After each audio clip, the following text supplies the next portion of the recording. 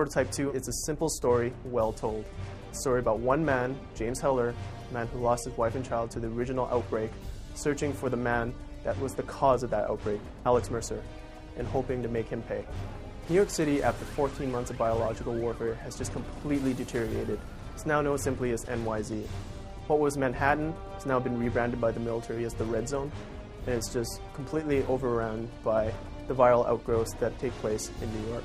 One of the things we had in Prototype 1 was a lot of cool action, but a lot of it happened so fast that the players missed it.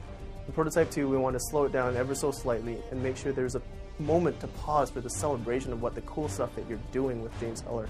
Other games have done it really well, and we're just taking the cue and advancing the game to make sure that you really have a chance to just take a pause and break up that gameplay and you say, wow, I did that, James Heller did that, that was cool. And one of the new powers, which is an absolute favorite of mine, is the tendril power. It gives you a chance to modify the cityscape by taking these enemies and stringing them up with your tendrils, stringing up cars and vehicles and tanks.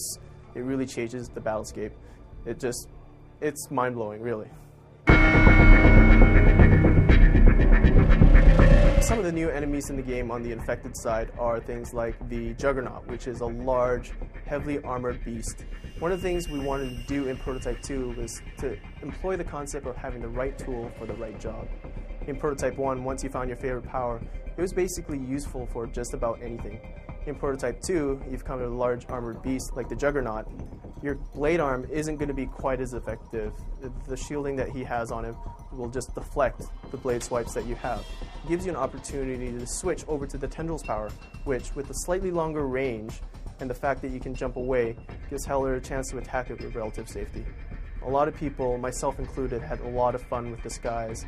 It changed the pace of gameplay so that it slowed it down and allowed you to kind of play at a slower pace, and for me that was really valuable because that's how I like to play, and I think a lot of players enjoyed that as well, so we've brought that over to Prototype 2. What we have in Prototype 2 is something called Blacknet. Blacknet is the secured encrypted network that are used by Blackwatch and Gentek to run their operations. And tapping into this network allows Heller to basically choose what side missions he does. Instead of just randomly happening upon them across the world, he will drive his path by picking out the targets and completing the side missions associated with them.